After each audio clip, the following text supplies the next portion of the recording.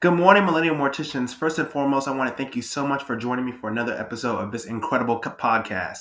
First and foremost, I want to wish you and your families a very happy new year.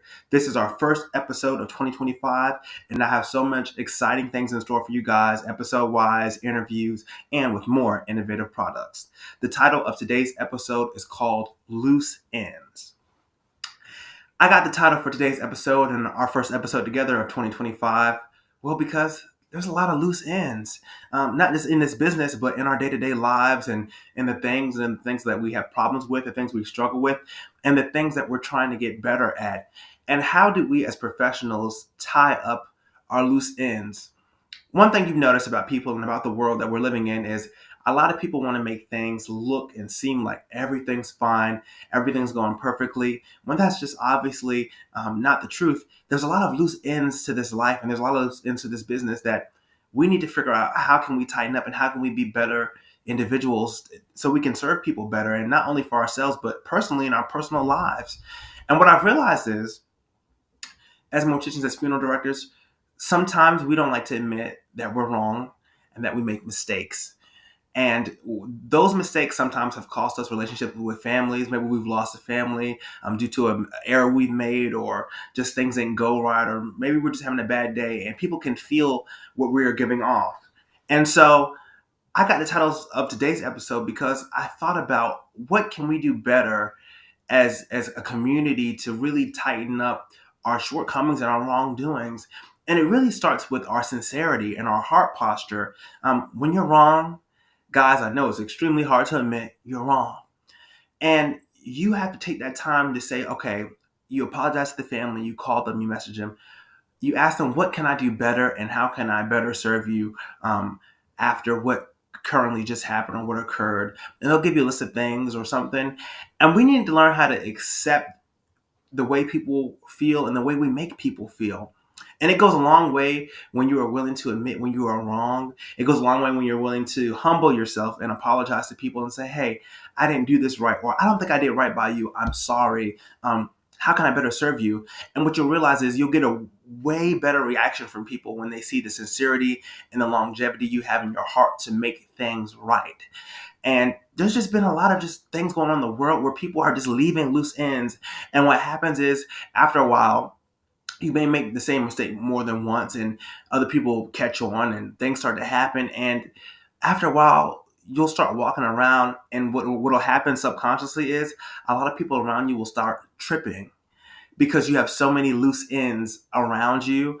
And you'll wonder why people might start reaching out to you. You might start losing families and things like that. It's because you weren't sincere in making sure that when you were wrong, that you were still an active listener and that you were still trying to put out your best foot forward. And a part of us as being people, even us, we make mistakes. We don't get things right every single time, but we recognize that, hey, there's always room for me to be a better person, a better mortician, a better funeral director. And the only way I can do that effectively is if I'm asking my colleagues, I'm asking my families, did I do my best? Did you feel like I gave you my best in serving you? And sometimes, hate to admit it, it's not us. People are just going through a tough time. People are grieving, and they don't know exactly how to tell you what they need from you. But you, as a professional, should recognize that they need something, and maybe you just misdelivered to that person. You never know what people might be needing or what they might be wanting in this business, because things are always changing. Like I said, and every family is different. But what makes you somebody that's trustworthy enough to listen to have an impact enough where people are like, wow, I kind of value what they said, or they really meant that, or they made me feel good today, that you heard me out, you heard my heart. And it's just, we have to change the way we treat people. And I have to remind people, I have to remind you guys, my viewers out there, that the people we deal with are fragile. People are very fragile. Emotionally, they're fragile. And So you have to have that caring hand. I always say that coded hand. I don't know if you've ever you went to church and you see the usher board and those people, they have on those white gloves, and it's that handling you with that kind of care is what you should be giving out to people. And this is not the business for people who are very abrasive and kind of rubbing things off or take how people feel to offense.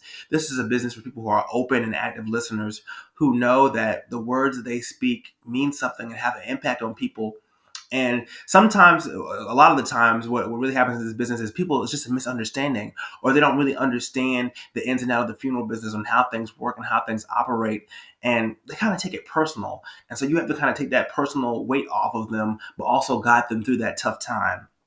And the only way you can do that is if you have your head on straight and you're actively listening and being involved and really owning up to what it takes to be in this. Because there's a lot of things that we do behind the scenes, a lot of things that happen in the funeral home within our own confines that only we know about. And so every day, no matter where I am, no matter what I'm doing, my end result is, okay, is what I'm doing going to give me the best result? And is what I'm going to do and going to please the family in the very end? Are they going to be happy with what I give them, what I present them? And that's the bottom line. I do this job because I want to make people happy. And I'm not perfect by any means. I'm still learning, just like you guys. We're actively learning and doing this and learning this business and navigating this industry together. But I'm passionate and I'm actively aware about what needs to happen. And what I've just noticed is we've just let a lot of things just relax, or we let a lot of things just go and kind of just let people do what they want to do. And that's not the way to do things. We have a way to do things in this business, an order. And I believe if you're funeral home, if you're a new funeral home, or you're just starting out there and you don't have a structure and an order, how to keep yourself straight, how to keep your staff and things in line, try to and devise a plan that you can put together that can really help navigate this world and the people in it, because this is a business that's always going to be people oriented, heart oriented. And I think after COVID, I feel like a lot of us really just took the heart out of it. And that's just caused us to kind of lose families that we could have had and mismanage relationships that we could have had. And it's really not because our service was bad. It's just that our we couldn't accept our wrongs. And so I want us to be an industry where we can say, yeah, we did this for the past 150 years, 200 years. It might not have always been the right way. There always could have been a better way, but we'll accept that it was wrong. It was right at that time, and now it's not so right, and we're willing to change our hearts and our minds. So the best thing I can relate this to right now currently is, cremation. We were all scared of it, and we didn't think it was going to be the future. Now it's here, and it's the future. And there's people out there that still won't admit that cremation is the future. And I'm challenging those people who are this year, who are stuck in their ways to kind of really break out of that, staying in the box and not owning up to the kind of person you're trying to be. Because even though we're in an industry of death, I don't know about you guys, but I'm always still trying to live and grow and endure and realize and meet with different people who are like-minded and have confidence and have overcame some of the challenges and hurdles that I've overcame, and connect with people who are what you're trying to be. That's a big thing for us this year and here. And what I'm trying to do, I'm trying to connect us with a community of people that are like-minded, who are really trying to shake some things up, really trying to do something different, break out of the box, get out of that dry spell, put their best foot forward. I've met more people within the last year that have told me they want to be morticians and funeral directors than I have ever before. And it was a very diverse group. And that just goes to show me that our industry, although not all of us get everything right, we're willing to tie up our loose ends, put our best foot forward, and really allow people to see this business and this industry for what it is. People who are trying to help, people who are trying to make a difference, people who are passionate, people who are apologetic. So the whole point of this loose ends thing is learn how to admit your wrongs and apologize. And say, maybe it was your competition. You might not have done it right. You might have said something disrespectful during a Christmas party or an event they might have had. Just say, I'm sorry. I hope you accept my apology. Be sincere, be genuine, and say, I'm trying to be better. Help me be better. And the reaction you'll get from people will be 10 times greater, because they'll see that this person, even though they made a mistake that made me feel some type of way, they seem to have a changed heart or a changed mind, and I'm willing to hear what they have to say. So when you tie up those loose ends and you treat people right and you apologize when you're wrong and you stay focused, you create a atmosphere where people are willing to help you, where people are willing to grow with you, to encourage you. I could not imagine being in this business today without having the right mentors, teachers, educators, licensed funeral directors and embalmers, funeral home owners around me um, that had my best interest in mind all the time. I could not do it with any of that. With any of them, I couldn't do any of this without any of them.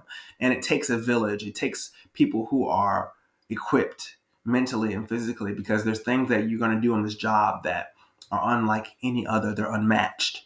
And so there's going to be times where you just need that encouragement and being real with your own emotions. Um, I find that in this industry we mask how we're really feeling or our emotions are that day. And if you're mentally just not at your strongest point at the funeral home that day, just be like, hey guys, today's another great day. I feel fine. My mind, sometimes your mind just starts wandering all over the place doing this work.